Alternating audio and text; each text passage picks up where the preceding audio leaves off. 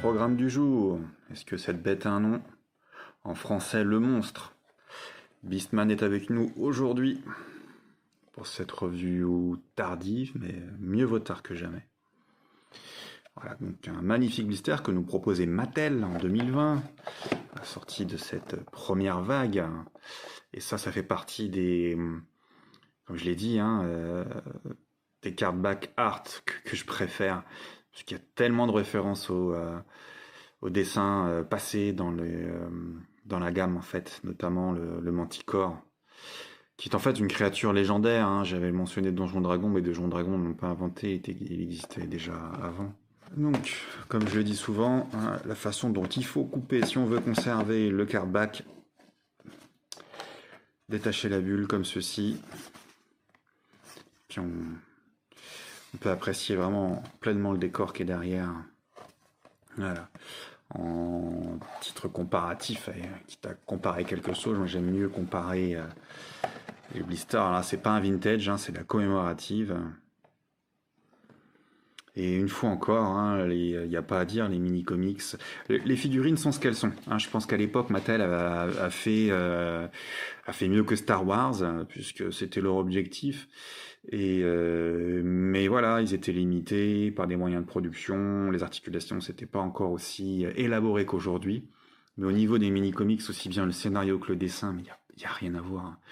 C'était beaucoup mieux avant. Et là, personne ne peut dire le contraire.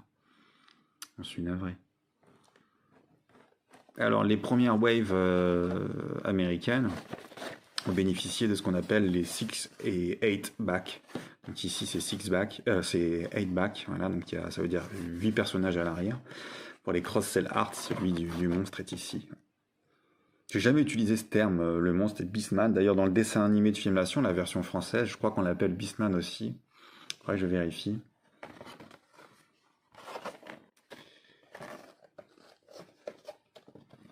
Voilà pour nos blisters, vraiment, en tous les cas, des personnages magnifiques.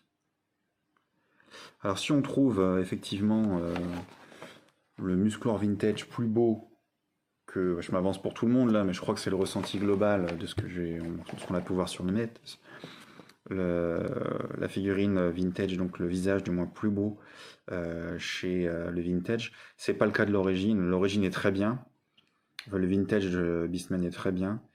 Mais là, on a vraiment une nette amélioration. Tous les détails, absolument. Alors, si vous voulez voir un point sur les articulations des figurines Origins, regardez la vidéo de Musclor, Wave 1.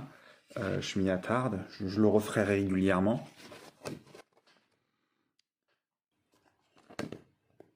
Mais bon, là, globalement, les articulations sont les mêmes. Voilà, tout le monde bénéficie des mêmes avantages.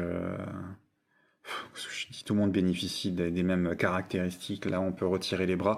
Un peu comme on pouvait faire, d'ailleurs, sur les figurines vintage. Alors là, j'ai un petit peu de mal, parce que ça, c'est un jouet neuf. Que j'ai eu neuf. C'est un vintage neuf, mais bon, voilà. À l'époque, c'était ça. Avec ce bruit caractéristique quand on le mettait. Et on faisait déjà les enfants de l'époque faisaient déjà des mash-up. On a tous mis, je sais pas, le bras de Musclor sur le corps du maître d'armes et vice versa. Comme je le disais dans la vidéo précédente, ça manque. Ça manque. Voilà, là, mais c'est pour faire du posable, de toute façon. C'est pour lui donner pouvoir lui donner une belle position et avoir quelque chose de super lors de la phase d'exposition. Voilà, comme par exemple ici, tout de suite. Là, ça nous rappelle, et tout de suite, on est dans le mini-comics The Obélix, quoi. Là-dessus, la photo. Alors, historiquement, Beastman, il apporte pas grand-chose. Malheureusement, ça fait partie des personnages dont le background n'est pas super développé. Et ça, c'est dommage. En fait, il fait partie des 4 premiers personnages. Ok, donc pour démarrer une gamme, il faut un héros, Musclor, un antagoniste, Skeletor, Et puis des kickers en fait, hein, des personnes sur qui ces héros peuvent s'appuyer. Alors pour Musclor, c'est le maître d'armes, et pour Skeletor, c'est Beastman. Voilà. Sauf que bah, on n'y a pas trop pris le soin de lui attacher un background particulier. Et je trouve que c'est dommage parce que ce personnage méritait mieux. Alors après, on a des histoires qui ont été développées quand même, hein, au niveau, il fait partie d'une espèce, voilà quoi. Il a quand même un super pouvoir qui est intéressant, c'est que lui, il a une psyché qui lui permet comment dire, de contrôler l'esprit des animaux et de se faire aider sur les animaux terrestres. Voilà, j'aime beaucoup la sculpture de son harnais. Les points d'attache comparés au vintage, là, bah, du coup, contrairement à Musclor, ça reste la même chose. Ouais. Aussi bien pour le harnais que pour les épaulières. Voilà, je vais avoir un exemple ici. Hop. Voilà, on garde le même style de truc. La différence, c'est que l'épaulière vintage, elle est faite en deux parties. Donc ça pouvait se démonter. C'est une espèce de rivet en plastique qui est fondu, qui permet de ne pas trop le perdre, même si on le perdait quand même. Et ici, c'est tout d'une pièce, avec un écrit Made in China. Alors celui-ci, je pense pas qu'il est décrit. Ma figurine, il me semble qu'elle est Made in France, là, celle-ci. Ouais, c'est visible. C'est la classe. Et il y a quand même des sacrées variantes, notamment le maître d'armes qui bénéficiait d'une couleur absolument magnifique. On y reviendra. Voilà pour Beastman. Alors, on se souvient donc pour le Beastman Vintage qu'il était compliqué c'est pour ça d'ailleurs que j'ai sorti la figurine, surtout qu'il était compliqué de lui faire tenir son arme. Et en tous les cas, une fois qu'elle tient, enfin, allez, c'est pas compliqué, mais une fois qu'elle tient, c'est pas élégant en fait. Et moi, je l'ai toujours mis en fait sur la main gauche en pensant que Beastman était fait pour être un personnage gaucher, tout simplement, parce que ça tient très bien comme ça, et puis ça m'a toujours paru un peu plus logique. C'est vrai que la figurine vintage, elle tenait pas très bien, comme d'autres par exemple. Hop. Alors lui, je vais lui remettre son truc là qui pleure pas.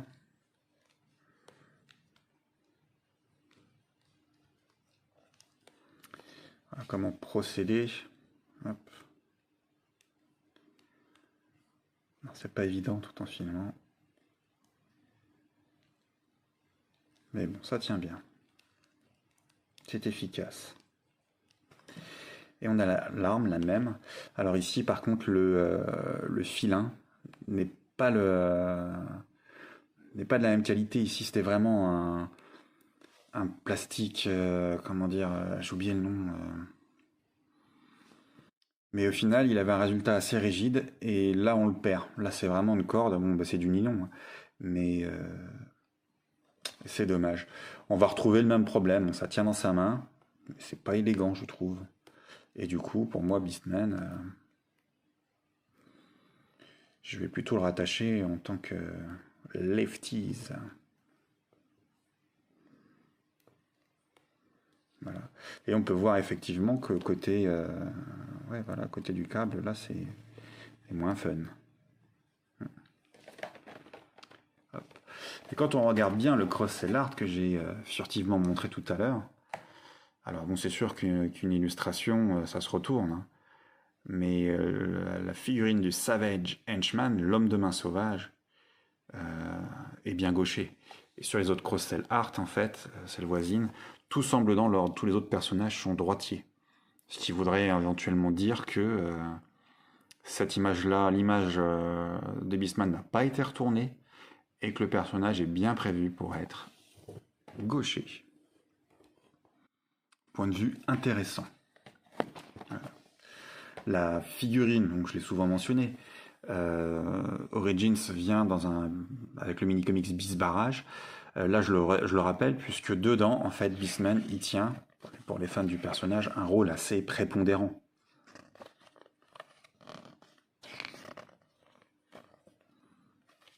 Voilà. Et comme je le dis aussi, dans les versions Origins, euh, les accessoires sont fournis dans un sac en plastique qui est placé derrière l'insert qui maintient la figurine. Ok. Dans les figurines vintage, il n'y a pas d'insert, sauf pour... alors Orko, c'est pas un insert, il y a une base en plastique sur laquelle le personnage repose pour qu'il soit rehaussé. Et Tila et Démonia, des personnages, comment dire, féminins qui prennent moins de place, eux ont un insert, oui. Mais sur les vintage, en fait, voilà, on avait quand même, pas tous, hein, mais un sac, et ça vient d'un blister made in France, dans lequel les accessoires étaient scellés. Donc ça, c'est du tout neuf, tout neuf. C'est jamais ouvert, et tant que je le posséderai, il ne le sera pas.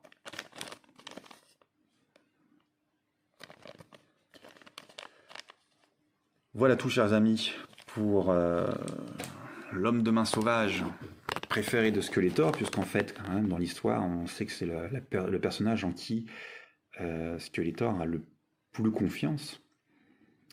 Et j'espère qu'on développera plus d'histoires dans l'avenir sur Beastman, parce que c'est quand même une créature qui est intéressante.